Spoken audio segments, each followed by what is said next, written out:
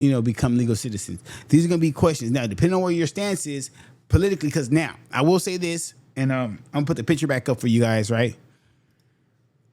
I'll put the picture back up for you guys. My bad. Oops. Oopsies. Oopsies.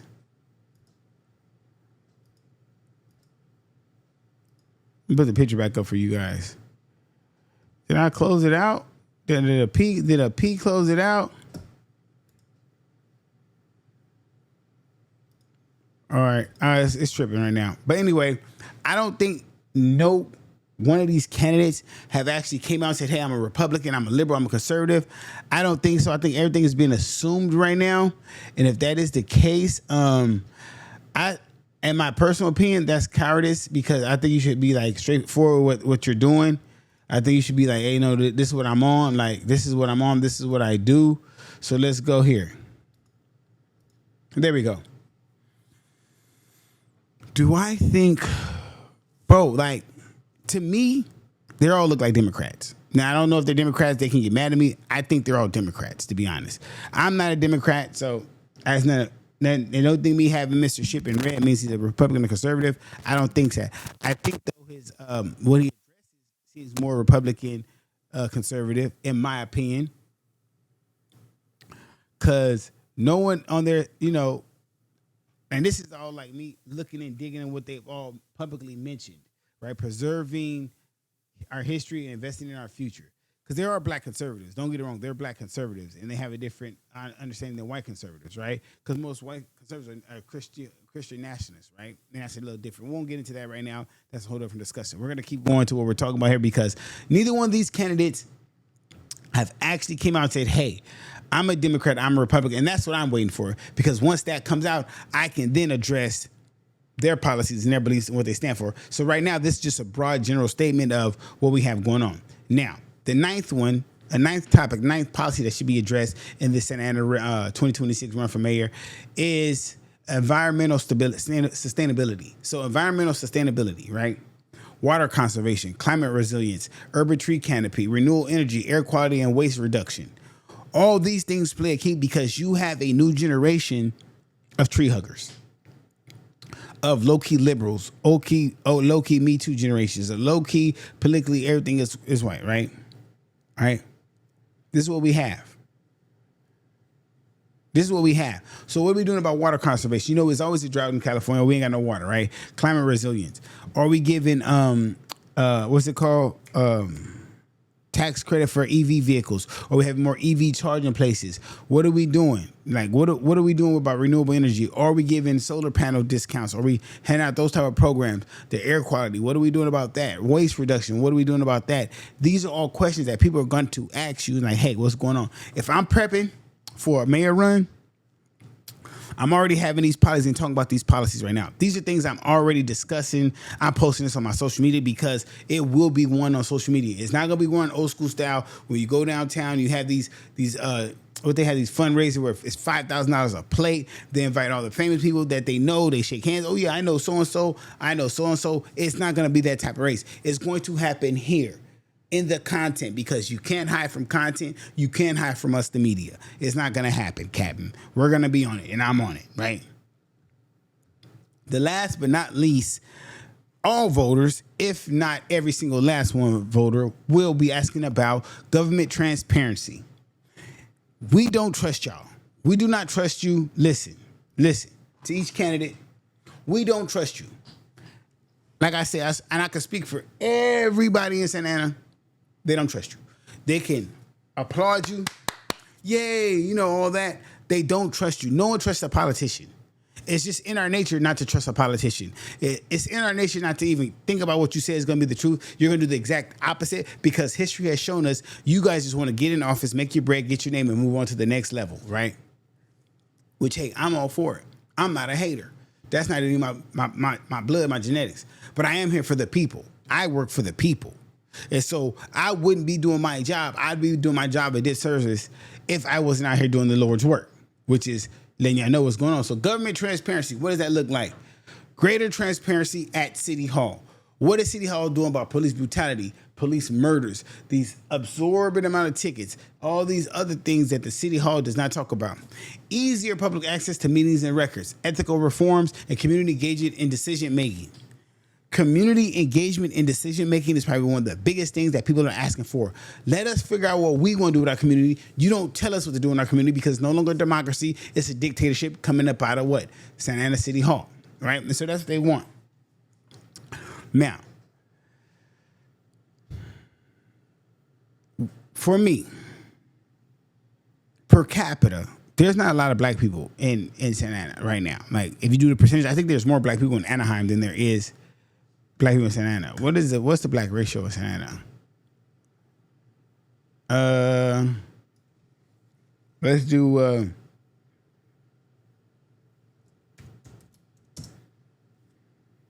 we'll do ethnic breakdown in Santa Ana.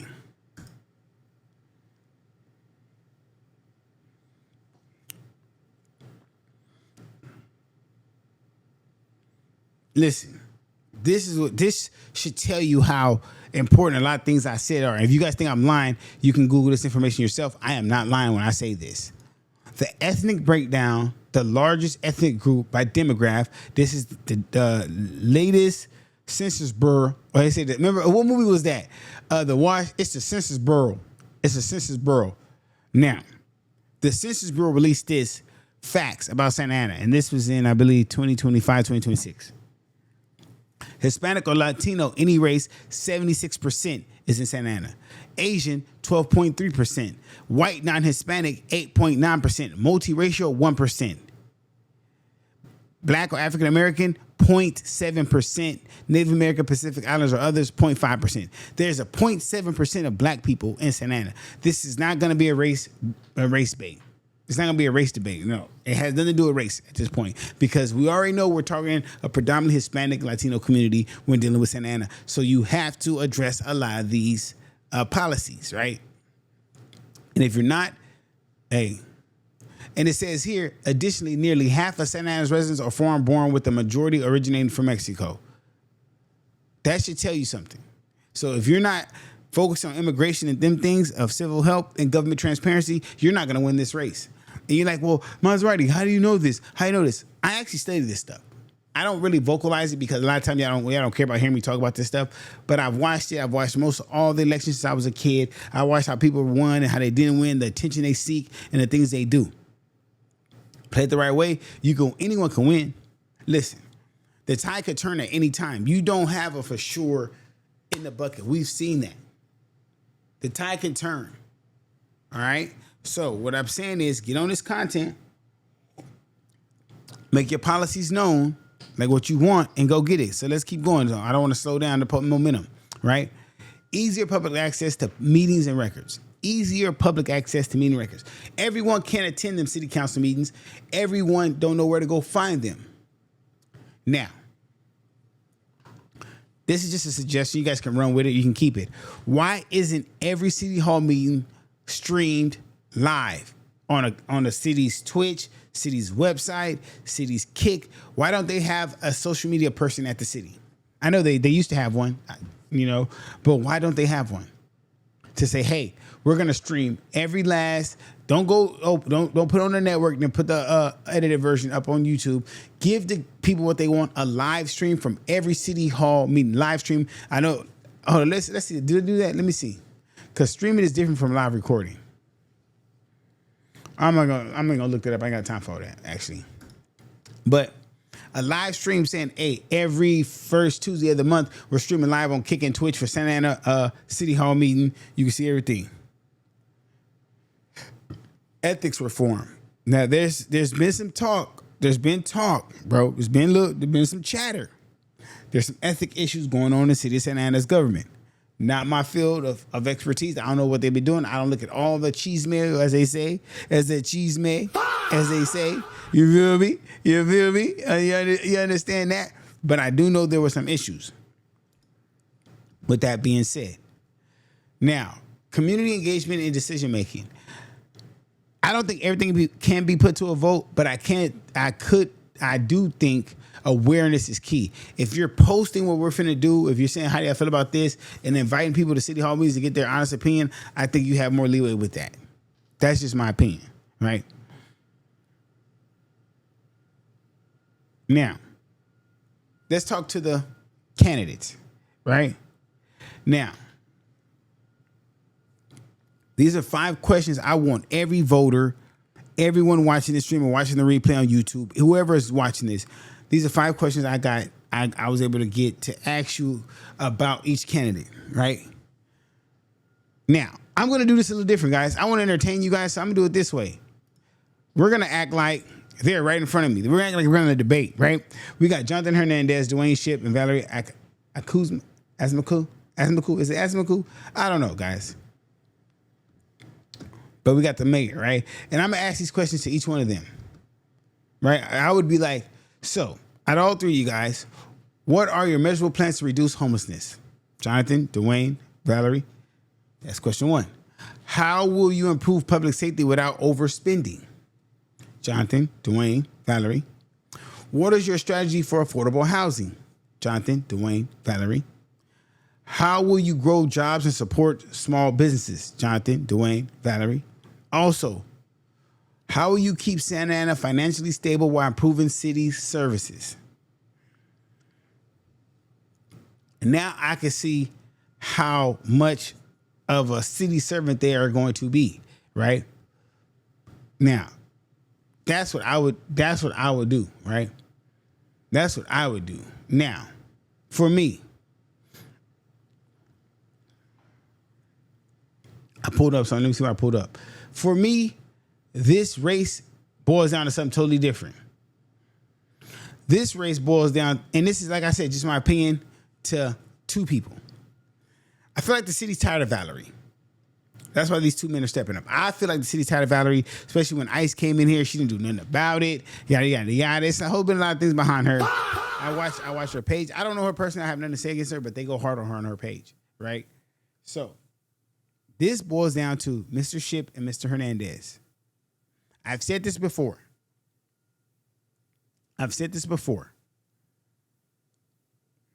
What are someone's policy? What is their political standpoint? You have to draw your line in the sand someday. You can't just play this I don't know role, right? So what are we gonna do? What we're gonna do here is, you know what? Let's bring me back into the picture here. We're gonna bring me back in the picture, but we're gonna make me small here, right? We're gonna put me right here, right? This is what we're looking at right here, right? These 3 candidates, but I make it, in my opinion, 2 candidates, Mr. Shipp and Mr. Hernandez, right? So let's talk about Mr. Shipp and Mr. Hernandez real quick. And like I said, we're only going to do facts, not fiction. We're going to do what we can prove publicly. We're going to give the background of Mr. Hernandez. He's the Santa Ana City Councilman, Ward 5, right? Progressive City Councilman focused on equity. They said neighborhoods and community events. When I hear that, and like I said, it's no shot to him because me and him are cool. Whenever I hear equity, I hear DEI, I hear liberal talk, I hear a lot of Me Too, I hear a lot of that. Right? But he's progressive city councilman focused on equity, neighborhoods, and community events. His likely base, and this is me going off of, Copilot, Claude, and all that, and then the internet. His likely base is progressive voters, young residents, community activists, right? Does that not sound like liberals? Young voters, young resident, progressive voters, and community activists, right? Does that not sound like liberals? Answer me that. I can say a whole lot of Black Lives Matter, LGBTQ plus community, liberals backing him. That is a very strong backing because those communities don't have color. No King's Day, all the walks he went through, all them rallies he went to, those kids are voting hard. Those kids are actually voting, and they're very politically aware. They understand agendas. They understand propaganda. They're going to go hard. That is a very strong number, right? Because that age range is 18 to about 40, if not 45. Now, Mr. Shipp, community leader and Santa Ana commissioner. He's known, his public profile is a community organizer with emphasis on economic opportunity, faith community partnerships, and neighborhood engagement. Now, his likely base is faith community, nonprofit leaders, business owners, and neighborhood organizations. What does that sound like? Democrat. But baby boomer Democrat, older